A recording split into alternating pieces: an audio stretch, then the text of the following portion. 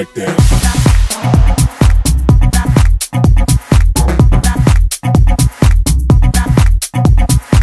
So in 2003 we hadn't met. We didn't meet till 2007.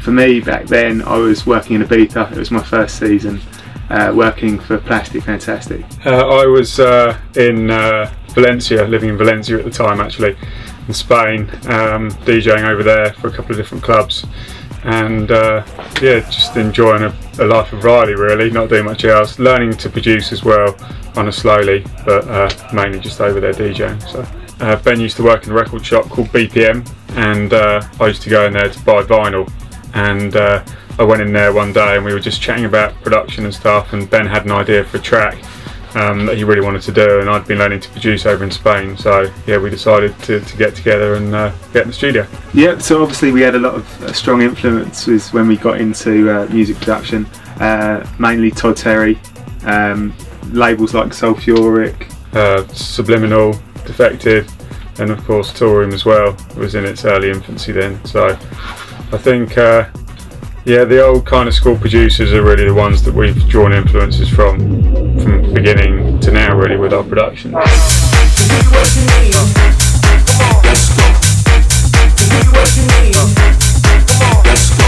We characterise the Prok Fitch production mainly, I'd say a lot of it's down to the groove and the drums. Like for us, drums have always been really important. We always start our tracks with drums, so a lot of producers will start with like a lead or you know, some kind of hook, but for us it's about getting a groove together first before we put the bass line in and any other kind of lead elements. So I think for us we've always wanted to have music that's accessible but still has an identity and can maybe straddle the line between the kind of cooler stuff and the more commercial stuff as well.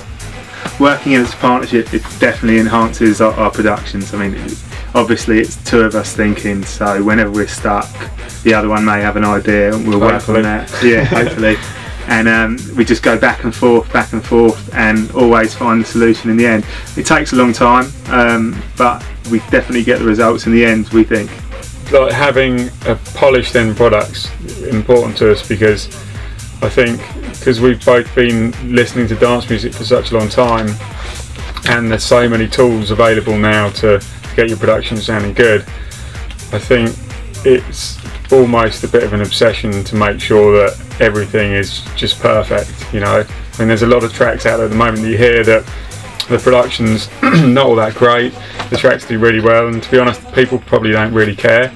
But the longer you've been doing this, I think the more of a perfectionist you become. So I think for us it's always important for each production to shine as much as the previous one, and to try and, you know, break new boundaries with regards to sound and trying new arrangements and testing things a lot more on the dance floor first as well. Yeah, definitely. I mean, for us it's important that it works on the dance floor, so we're continually playing, editing, like changing the arrangement, and just working on the track until we're evidently happy with it.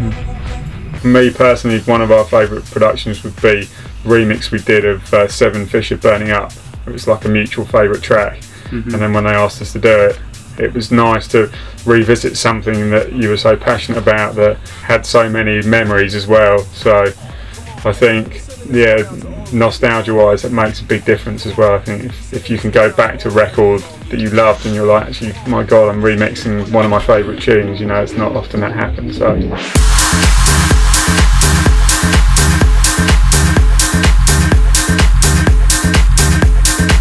we originally, for the Toolroom 10 campaign, we were going to be looking to release our track Jackie Brown, but we've been trying to get a vocal on it for ages, and it just doesn't seem to be happening. And we had a really strong track that we did with the Cube guys that we've been wanting to do something together for ages, and we originally started the idea, we found a really good sample and got the groove together, sent it over to them.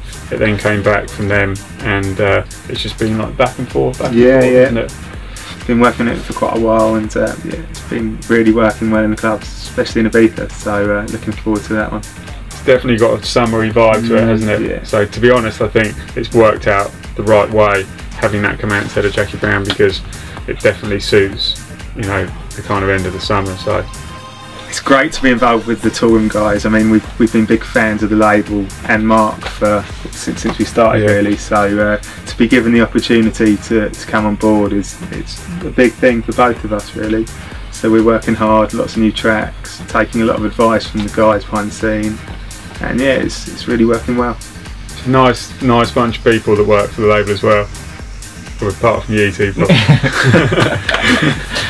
I'd say my favourite's Colombian Soul, d.ramirez and Mark Knight. I think it's such a great record. It's such a simple record, but the hook's just so strong. And I just remember hearing that over and over again in Ibiza and pretty much every club when it was released. And the first time I heard it, I just didn't know what it was, and I remember standing around a group of people and everyone was like, oh my god, what's this track, and everyone's trying to Shazam it and work out what it was. But yeah, it's a great record, and it stood the test of time as well. Yes. And for me, I'd probably say Roadkill. Not so old, but again, great memories. We were in Ibiza, we were at a Beatport pool party, and Duffy was playing, and he dropped it. No one had ever heard it before. It was mental, and that kind of moment stuck in my head ever since.